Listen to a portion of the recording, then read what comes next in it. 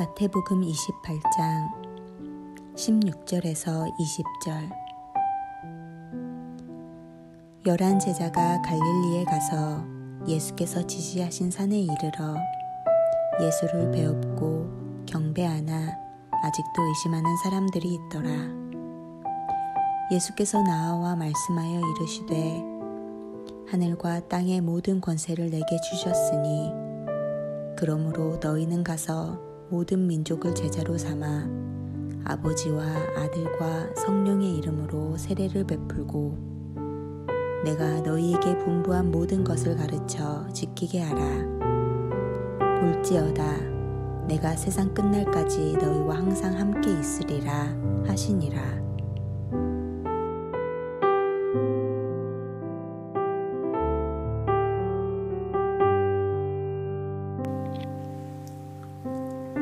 제자들은 부활하신 예수님을 만나 뵙기 위해 갈릴리로 갔습니다.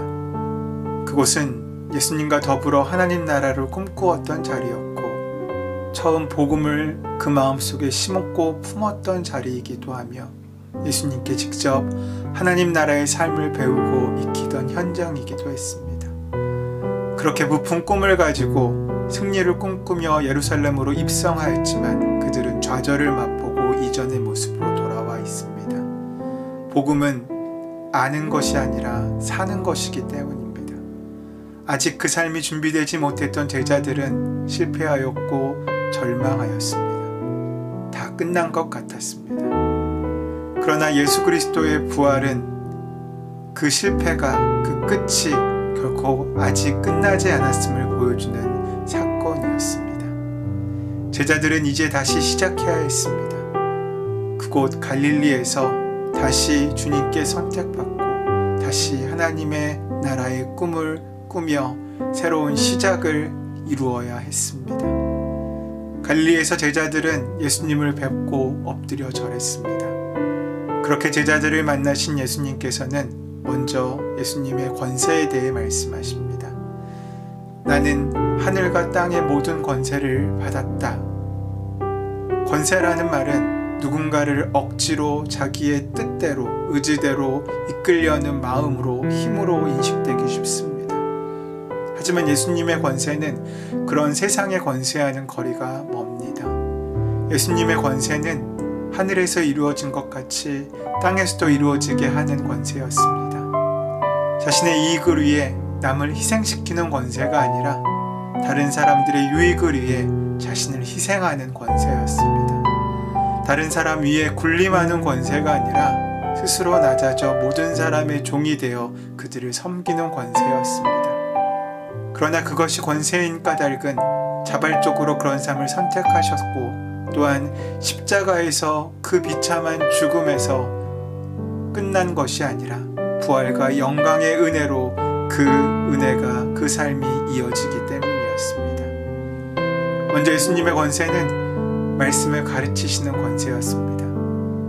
산상수훈의 말씀을 마치셨을 때 사람들은 그 가르침에 놀랐다라고 성경은 말하고 있습니다. 예수님께서는 우리가 사용하는 종교적 언어나 문장도 없이 사람들에게 기독교의 깊은 은혜를 만나게 하셨습니다.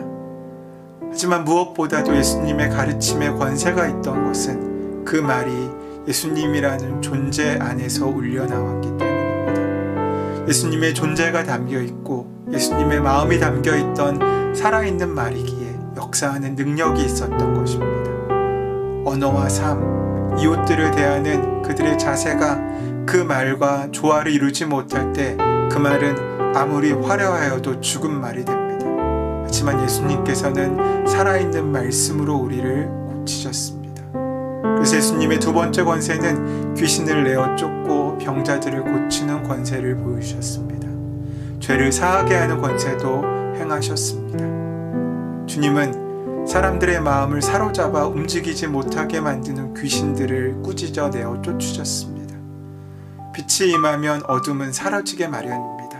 빛이신 예수님께서 임하시자 사람들의 마음을 장악하고 있던 헛된 것들의 실체들이 드러나게 되었고 그것들이 내쫓김을 당하였습니다. 현대인들은 귀신을 그저 신비적이고 신화적인 이미지로 생각하는 경향이 있지만 성경이 말하는 귀신은 우리 마음을 장악하고 휘두르고 있는 것들, 우리를 붙잡고 노예 삼고 있는 것들을 이야기합니다. 그렇다고 한다면 현재인들이야말로 가장 많은 귀신에 붙잡혀 있고 들려있는 상태로 살고 있다고 할 수 있습니다. 돈에 붙잡혀 있고, 명예에 붙잡혀 있고, 권력에 붙잡혀 있고, 욕심에 붙잡혀 있습니다. 그래서 우리의 인생이 아무리 먹어도 배고플 수밖에 없고, 아무리 마셔도 목마를 수밖에 없는 인생이 됩니다. 그런 우리의 삶 가운데 주님께서는 우리의 모든 삶을 붙잡고 있는 악한 세력들의 그 귀신 들림을 내어 쫓으시고 말씀으로 우리를 치유하십니다.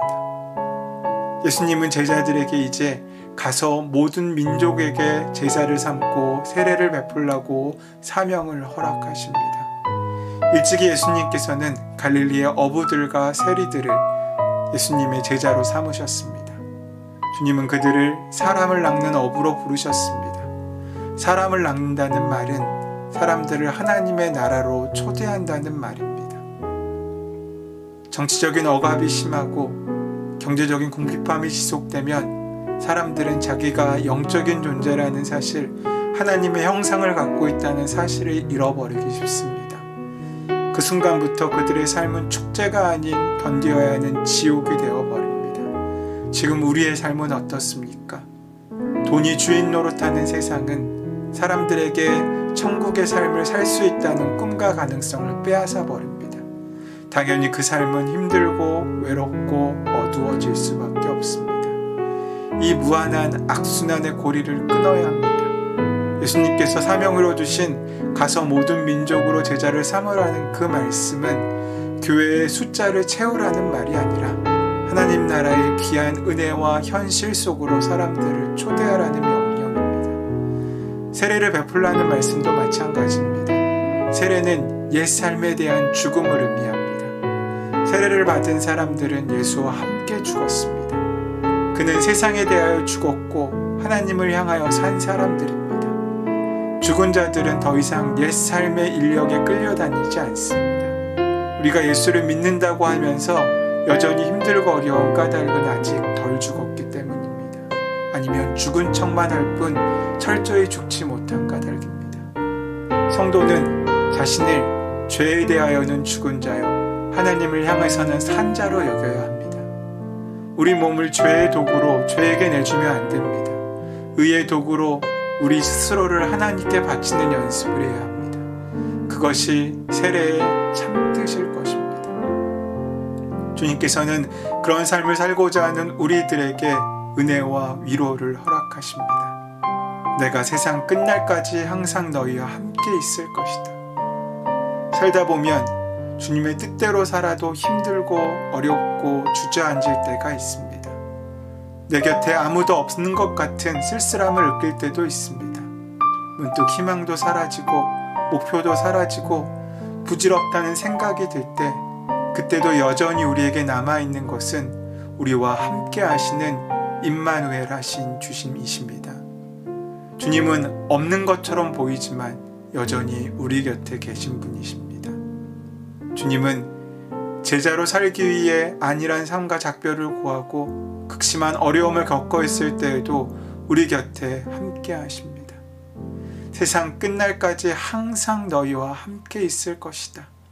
이 말씀만 믿을 수 있다면, 이 말씀만 붙들 수 있다면, 이 말씀으로 허락하신 주님의 함께 하심을 기억하고 만나고 그 손을 붙잡고 살 수 있다면, 아무리 사나운 파도가 있고 아무리 높은 산이 우리 앞을 가로막고 있어도 우리는 두렵지 않게 그 길을 건너갈 수 있을 것입니다. 오늘 주님은 우리에게 그 은혜의 삶으로 초대하십니다. 제자의 삶으로 우리를 초대하십니다. 여러분, 오늘 그 부르심에 응답하는 하루 되시기를 소원하고 축원합니다. 주님이 계신 곳으로 나아가십시오. 우리는 이미 이긴 싸움에 초대받았습니다. 주님이 함께 하신다면 우리는 질 것 같아도 질 수 없고 패배한 것처럼 보여도 결국에 이긴 사람들입니다. 그 승리를 경험하는 귀하고 복된 하루 되시기를 소원하며 축원합니다. 은혜의 주님, 우리와 함께 하시기로 약속하신 주님, 우리가 때로는 우리 스스로 눈 감아 함께 하시는 주님을 보지 못할 그때에도 우리를 떠나지 않으시는 주님의 사랑을 기억합니다. 오늘도 함께 하신 주의 사랑에 이끌려 승리하는 귀하고 복된 삶, 주님의 권세를 온전히 만나고 누리는 은혜의 삶을 시작하는 하루 될 수 있도록 이끄시고 동행하시고 함께하여 주시옵소서. 주의 은혜가 함께 하실 줄 믿사오며 감사하며 예수님의 이름으로 기도드립니다. 아멘. 이제 주신 말씀을 기억하며 그 말씀을 깊이 묵상하며 기도함으로 하루를 시작하시기 바랍니다.